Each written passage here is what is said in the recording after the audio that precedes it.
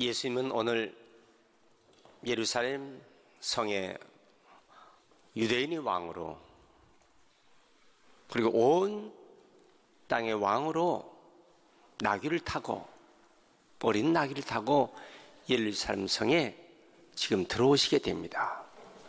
수많은 사람이 종려가지, 그 가지를 꺾어서 흔들면서 호산나 호산나, 만왕의 왕으로 오시는 이여 호산나, 이렇게 예수님을 환영하게 됩니다. 그래서 오늘을 종려주일이라고 이렇게 부릅니다.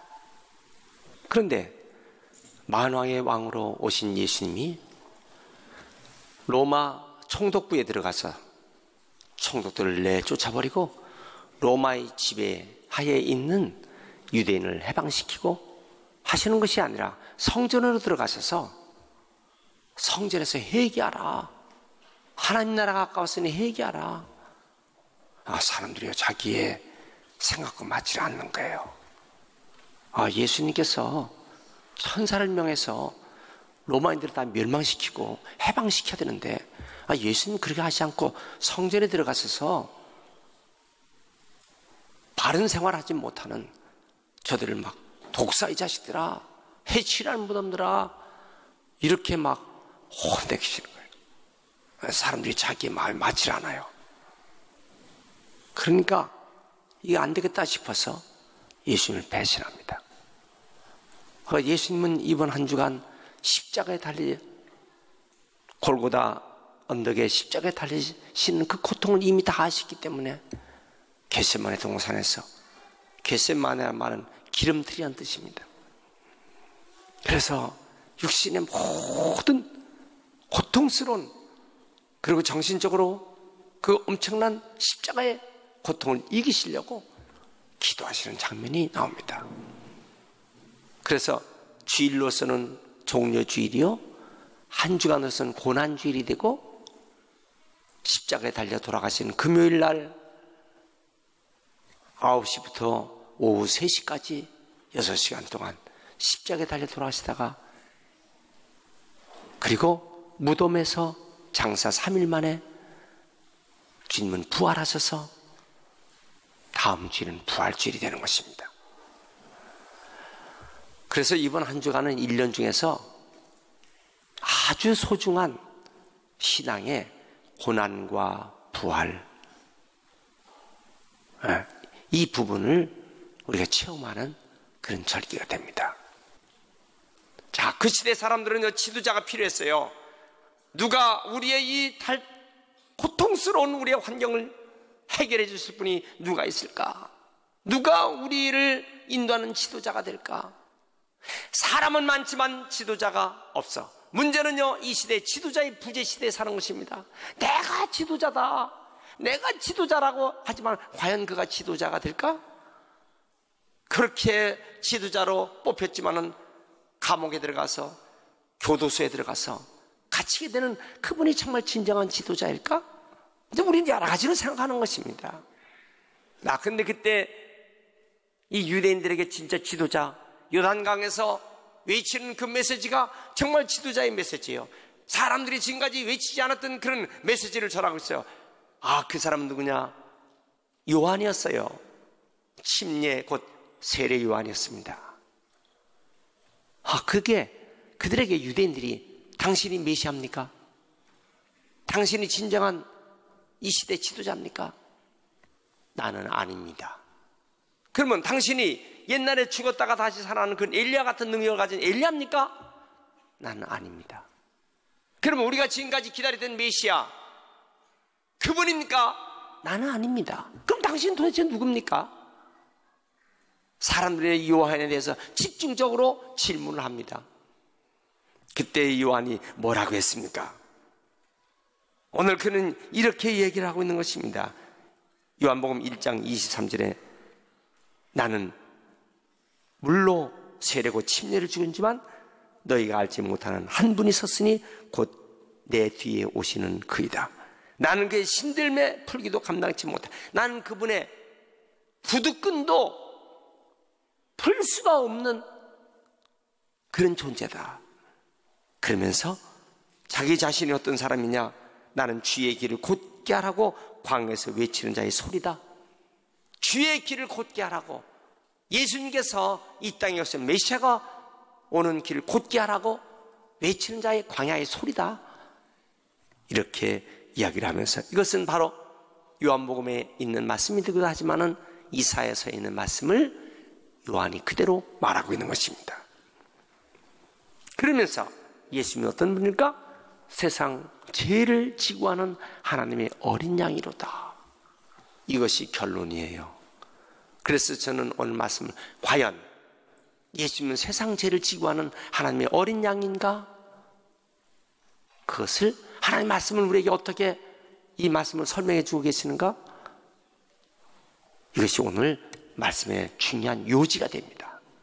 세 가지로 말씀을 드리면, 그렇다면 예수님은 과연 어떤 성경의 예언이 예수님으로부터 이루어졌는가? 성경에서 말씀하신 예표, 예수님에 대한 그 표현을 어떻게 성경 전부에서 말씀해 주고 계시는가?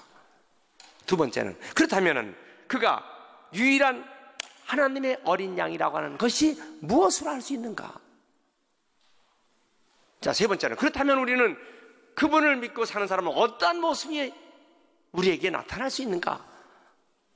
이런 아주 중요한 메시지를 함께 짧은 시간에 나누고자 하는 것입니다. 첫째로, 과연 구약 성경에서 예수님을 어떻게 설명하고 있는가? 예수님은요, 희생되시고 죄를 속하시며 하나님께 제물로 드려진 양. 그래서 아벨이 제사 드릴 때 창세기 4장 4절에 아벨은 자기로 양의 첫 새끼와 그 기름으로 드렸더니 여호와께서 아벨과 그 제물을 연락하셨으나, 양을 잡아서 첫 새끼로 하나님께 제물을 드렸던 그 모습, 희생양이 됐던 모습. 자, 그 다음에 보니까 모리아산에서 아브라함이 하나님께 제사를 드릴 때, 번제물로 드릴 때 하나님께서 친히 준비하셨던 모습. 창세기 22장 8절에 아브라함이 가로되 아들아, 번제할 어린 양은 하나님이 자기로 하여 친히 준비하시리라. 이삭을, 자기 사랑하는 100세에 난 아들 이삭, 그 이삭을 잡아서 번제로 드리려고 올라가고 있는데, 하나님은 하늘의 별처럼 땅의 모래알처럼 번성하게 하신다는 하나님의 약속의 말씀이 있기에 아브라함은 그것을 믿고 어린 철없는 아들, 사랑하는 그 아들 이삭이, 아버지, 늘 우리는 제사 드릴 때 장작도 있었죠, 불도 있었죠, 칼도 있었죠. 그런데 어린 양은 지금 어디 있죠? 아들아, 그 어린 양은, 번제할 어린 양은 하나님이 자기로 해서 친히 준비하시리라. 하나님이 준비하신 어린 양. 고린도전서 5장 7절에는 우리의 유월절 양 곧 그리스도께서 희생하셨느니라. 또 보면요, 구약시대에는 이스라엘 백성들이 자기들 죄를 어떻게 속할 수 있을까? 우리의 죄를 어떻게 하나님이 다 속할 수 있을까? 그것이 1년 중 7월 11일 대속죄일을 정했어요. 레위기 16장 10절에 그때 아사셀 양이라는 양이 있습니다. 어떻게 했어요? 아사셀 양을 위하여 제비를 뽑은 염소는 산대로 여호와 앞에 두었다가 그것으로 속죄하고 아사셀을 위하여 광야로 내보냈다고 그랬어요. 자, 이 대속죄일에 두 마리의 양이 필요합니다. 하나는 뭐예요? 하나는 성전에 드려진 양, 또 하나는 뭐예요? 저 광야에 버려진 양. 이렇게 두 마리의 양, 곧 염소가 되는데, 이때에 아사셀 양을 버려진 염소, 스케이프곶, 이렇게 표현을 했던 것입니다. 자, 어떻게 됐냐? 성전에 드려진 양은 대제사장들이, 대제사장이 한 사람이요, 그 대제사장 한 사람이 양을 잡아서 그 피를 가지고 성소를 들어가 휘장 뒤에 있는 지성소에 들어가 거기 법궤의 위에 있는 속죄소, 거기다 이 피를 뿌리는 거예요. 그때 그 지성소에 들어가는 대제사장이 만약에 자기가 하나님 앞에 죄를 씻지 못한 존재라면 그 지성소에서 대제사장은 즉사하는 것입니다. 그 지성소에서 대제사장이 죽으면 아무도 시체를 끌어낼 사람이 없어. 백성은 물론이요, 들어가면 죽으니까. 그러므로 대제사장의 뒤에는 끈이 달려있어요. 긴 끈이 달려있어. 만약에 그 안에서 대제사장이 죽으면 방울소리가 나지 않으면 죽은 거예요. 시체를 잡아, 끈으로 잡아 끌어서 시체를 밖으로 내줘야 되는 것이다. 이게 무시무시한 이런 예배였습니다. 그때 그 피를 갖다가 속죄소에다 뿌려요. 동시에 하나님께서 그 예배를 받으시고 죄를 속기 때문에 하늘에 영광의 세키나의 영광의 구름이 비치는 거야. 밖에서 진 밖에서 있던 백성들이 그걸 바라보는 순간 하나님이 우리의 죄를 속하는 이 제사를 받으셨다. 그리고 동시에 대제사장의 솔기 끝에 있는 방울소리가 납니다. 딸랑딸랑딸랑딸랑 방울소리가 나고 발이 움직일 때 방울소리, 야, 제사장이 죽지 않고 살았구나, 우리의 죄는 속였구나. 그때부터 환호의 춤을 추면서 큰 잔치를 하는 것이 대속죄일입니다. 이때 바쳐진 양, 속죄양이에요. 또 한 마리 양은 어떻게 될까요? 제사장이 불에다가 모든 백성의 죄를 갖다 덮어 씌우는 거예요. 이 모든 죄악을 다 이 대신 이 양이 짊어지는 거야. 그래서 거기다 모든 죄를 다, 백성의 죄를 다 갖다 들어붓고 거기다 안수하는 거예요. 그리고 끈을 맨 이 양, 곧 염소를 끌고 요단강을 건너 배를 타고 수백리 광야 속에 들어가는 거예요. 아무도 사람이 없는 곳에까지 가는 거예요.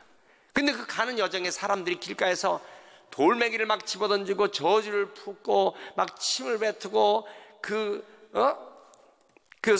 속죄되는 아사셀 양을 향해서 막 온갖 악한 말을 하고 막 하는 거예요. 이 저주야 물러가라고 막. 그럼 막 돌에 맞아서 양이 막 피 흘립니다.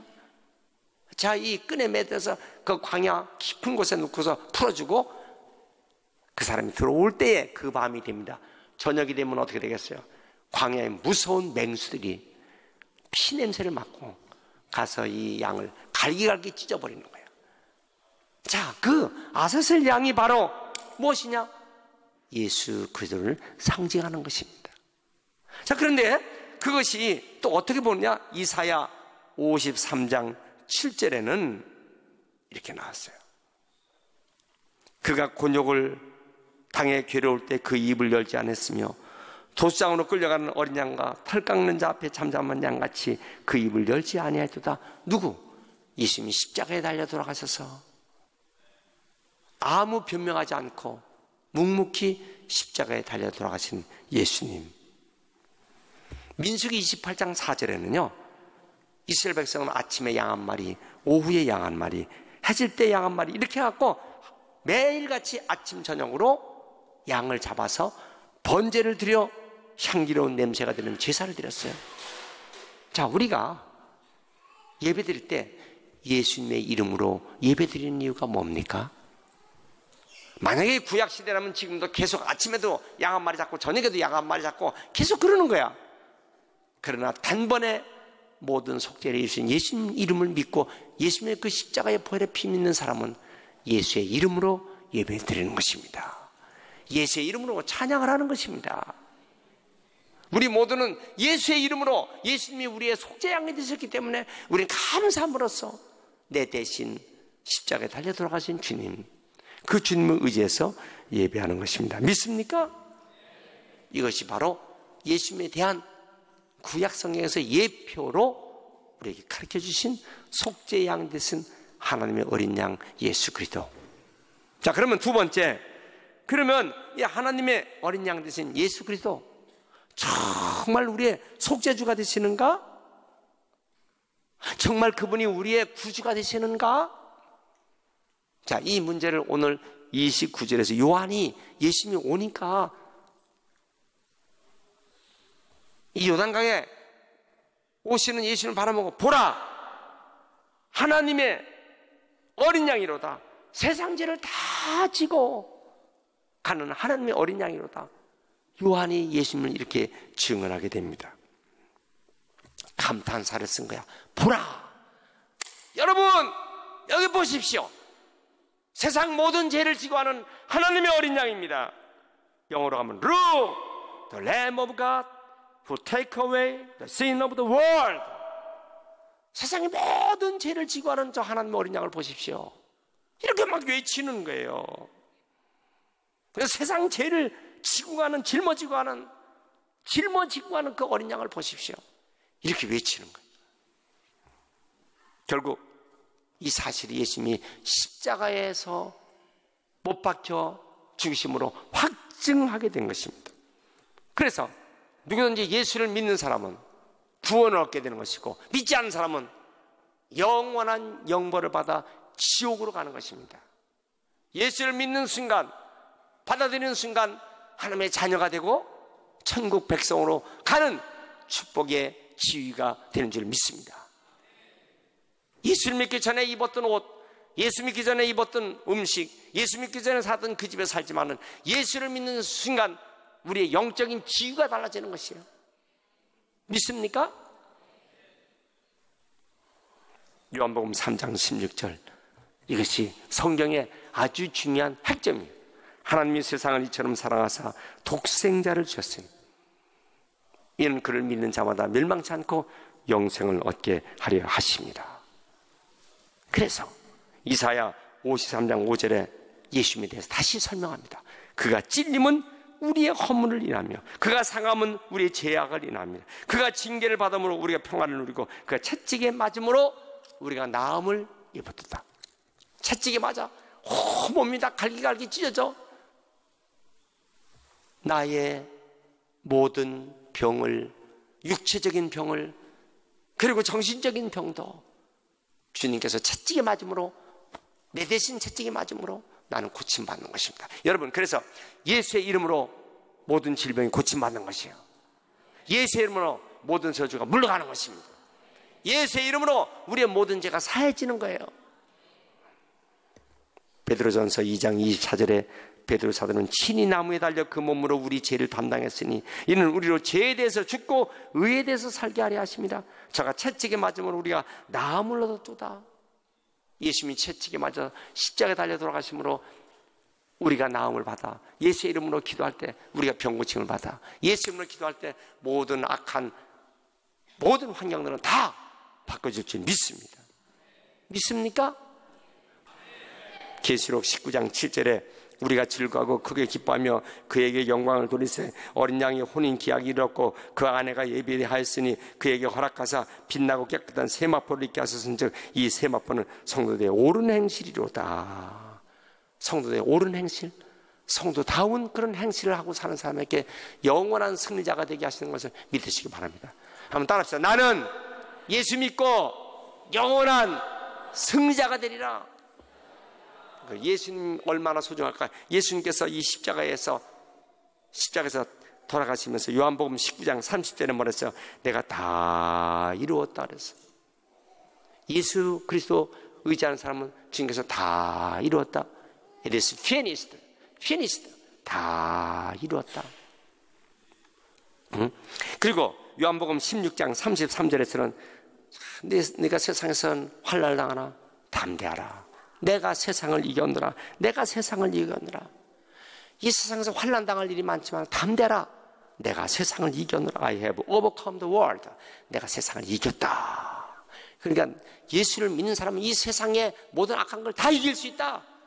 여러분, 이 복음을 믿고 사시길 축원합니다. 계시록 6장 17절에 어린 양이 진노하사 세상을 심판한다고 하셨어요. 어린 양이 진노하사 세상을 그러니까 예수님께서 다시 오실 텐데, 다시 오실 주님을 기다리면서, 재림의 주님을 기다리면서 사는 사람. 자, 요즘 이상한 이단들이 생겨갖고요. 예수님이 몇 월 며칠 날 메시아 온다라고서 난리가 나. 여러분, 아무도 주님 오시는 것, 하나님 아버지만 아시지 천사도 모르고 그 어떤 예언자도 몰라요. 왜 그렇게 숨겨놨을까요? 인간들의 자만과 교만을 하나님께서 허락하지 아니하시는 거예요. 그래서 우리는 주님 언제 오시겠습니까? 주님 언제 오십니까? 오실 주님을 기다리면서 세마포 거룩한 의로운 행실을 하는 귀한 성도들에게 신랑 되신 예수께서 오시면 우리 모든 성도는 다 신부처럼 주님을 받아 영원한 천국으로 가는 그런 축복이 이루어지는 것을 믿으시기 바랍니다. 이스라엘 백성이 광야에서 막 모세를 원망했어요. 우리를 광야에 내보내서 매장지가 없어서 여기 죽게 하겠냐. 그래서 하나님께서 이거 도저히 참을 수 없어. 이게 불뱀을 보내갖고 막 불뱀이 막 무는 순간 독이 퍼져갖고 막 죽어갑니다. 우리 살려달라고 막 외칩니다. 그러니까 모세가 기도하는 그 기도를 들으시고 하나님께서 모세에게 그럼 사는 방법 하나 있어. 구리로 노뱀을 만들어갖고 그걸 장대에 높이 들어라. 그래서 장대에 높이 들린 노뱀을 바라보는 사람은 막 독에 물려서 죽어가는 사람도 바라보면서 사는 거야. 놀라운 사는 방법을 말씀하셨어요. 예수님께서 직접 예수님 자신을 이렇게 설명했어요. 요한복음 3장 14절에 이게 중요한 말씀이에요. 모세가 광야에서 뱀을 든 것 같이 인자도 들려야 하리니 인자가 십자가에 높이 들려야 할 때 인자를 바라보는 사람은 산다. 여러분 십자가의 예수님을 바라보는 사람은 구원받는 것입니다. 믿습니까? 이번 한 주간은요 예수님께서 겟세마네 동산에서 십자가를 이기시려고 그 고난을 어때 사람으로서 그걸 당할 수 있어요? 양손과 양발에 굵은 대못을 박히십니다. 머리는 가시관을 푹 눌렀는데 가시가 이마에 찔려갖고 온몸에 피가 얼굴부터 다 흘러내립니다. 밤새도록 채찍에 맞아 세갈고리 끝에 이 채찍에 맞아갖고 온 살점이 다 갈게 떨어져. 창으로 옆구리를 찔러서 옆구리에서는 피가 쭉 흐릅니다. 여러분 우리는 조그만 손톱 밑에 가시 하나만 들어가도 쩔쩔매고 이빨 하나에 충치 하나만 들어가도 밤을 못 새는데 얼마나 고통스러울까. 주님은 이미 그 고난을 다 아시고 이것을 이기시려고 기도하시는 한 주간이 고난 주간의 특별 기도. 그래서 우리가 주님의 고난을 우리가 동참하면서 우리 한번 기도하자. 그래서 이번 주간에는 우리가 기도해야 된다. 아이고 나는 기도 안 해도 다 예수 잘 믿어. 베드로가 장담했어요. 주여 주님 죽는 데까지 난 갈 수 있습니다. 장담했지만은 베드로는 3번이나 다 굴기 전에 주님을 모른다고 저주까지 하면서 부인했어. 여러분 인간의 자기 장담으로 이길 수 없어요. 누가 이길 수 있을까요? 기도하는 사람은 이길 수 있는 거야. 이 마지막 때 다 시험에 겁니다. 사람들이 예수 잘 믿는다고요? 그도 교회 다니는 분들은 시험 안 걸린다고요? 목사도 시험에 걸려요. 장로님은 시험에 안 걸려요? 권사님은 시험에 안 걸려요? 여러분 성도들이 시험에 안 걸립니까? 젊을 때는 육체의 욕망에 시험이 걸려요. 중년이 되면요 지위와 명예와 권력의 시험이 걸려요. 노년이 되면요 재물과 노욕의 시험이 걸려요. 그러나 이 시험을 어떻게 이길 수 있어요? 깨어서 기도하면 유혹의 시험을 이길 수가 있는 것이에요. 베드로전서 4장 7절에 그래서 만물의 마지막이 가까웠으니 너희는 정신을 차리고 근신하여 기도하라. 사탄이 자기 멸망의 때가 얼마 되지 않은 것을 알고 사탄이 막 우는 사자처럼 막 한숨을 쉬면요 여러분 저 세상 사람은요 시험 걸 것도 없어. 왜냐면 그건 사탄의 밥이니까. 사탄의 밥에다가 사탄이 시험 걸어요? 누구에게 시험 겁니까? 아직 사탄의 밥이 되지 않은 교회 다니는 사람에게 거는 거예요. 여러분 낚시하고 어부들이요 고기 잡았어요. 낚시로 고기 잡았어. 그러면 그물에다가 넣었단 말이야. 그러면 그물에 잡혀있는 고기에게 아이고 잘 먹으라고 거기다 낚시밥을 계속 주고 거기다 맛있는 먹이를 자꾸 주는 바보가 있어요? 잡히지 않은 거에 밑밥을 던지고 잡히지 않은 거에 잡으려고 막 온갖 걸 다 던지듯이 여러분 마귀가 이미 잡아놓은 세상 사람에게 자꾸 갖다 유혹하고 시험 줄게서 그거 내비두고 그냥 지옥 갈 거예요.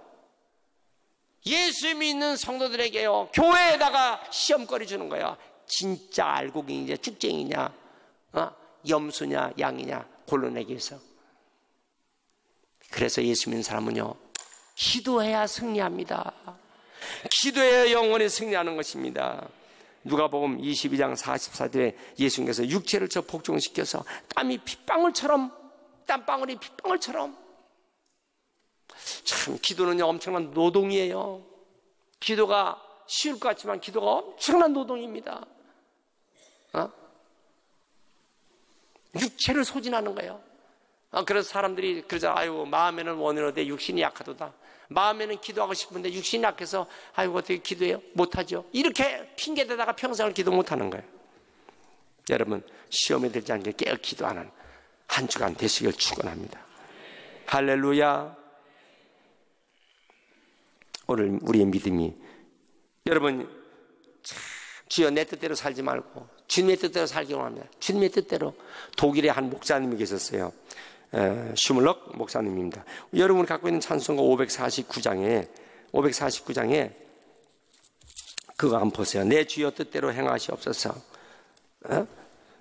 그래서 슈물럭 이 독일 목사님이요 사모님과 함께 성도의 신방을 멀리 신방을 갔다 왔는데 갔다 와보니까 자기 집에 불이 났어. 두 자녀가 불에 다 죽었어요.